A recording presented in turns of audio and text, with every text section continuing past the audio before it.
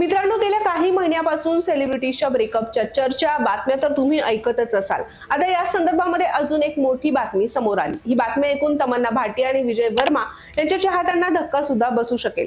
या कपलच्या ब्रेकअपची बातमी समोर आली होती। तमन्ना भाटिया आणि विजय वर्मा यांच्या लग्नाची चर्चा होत असतानाच आता ही बातमी अचानक समोर आली। गेल्या कित्येक दिवसांपासून तमन्ना 2025 मध्ये लग्न करेल असं म्हटलं जात होतं। काही लोक त्यांच्या लग्नाच्या अधिकृत घोषणेची वाट सुद्धा पाहत होते। मात्र आता लव्ह स्टोरीज फेम कपलच्या ब्रेकअपच्या बातम्या समोर आल्या तेव्हा हे ब्रेकअप का झालं हा प्रश्न सर्वांनाच पडला होता। आता या ब्रेकअपचं कारण समोर आलं आहे।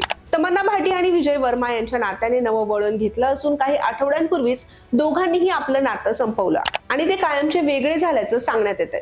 ब्रेकअप नंतरही दोघेही चांगले मित्र राहणार असल्याचं बोललं जातंय।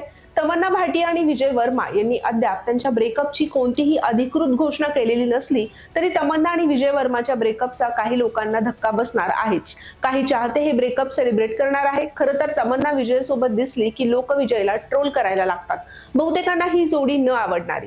तमन्ना आणि विजय वेगळे व्हावेत अशी त्यांची इच्छा आहे। आता अफवा पाहता करोडो चाहत्यांची ही इच्छा पूर्ण झाल्यासारखंच वाटतंय। त्यांचं हे नातं का संपलं, तमन्ना भाटिया आणि विजय वर्मा यांनी हा निर्णय का घेतला याचं कारण आता स्पष्ट झालंय। तमन्ना आणि विजय यांच्यातील मतभेद तेव्हा सुरू झाले जेव्हा तमन्ना लग्न करून सेटल होण्यासाठी विजयवर दबाव टाकायला लागली।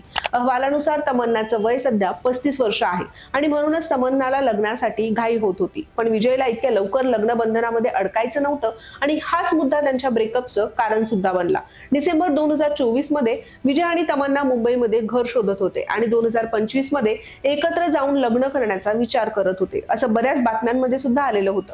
फॅशन डिझायनर मनीष मल्होत्राच्या घरी तिच्या वारंवार येण्याने लग्नाच्या अफवांना आणखीन उधाण आलं होतं। आता हे नातं तुटल्याने दोघांनाही सोशल मीडियावर ट्रोल केलं जात आहे।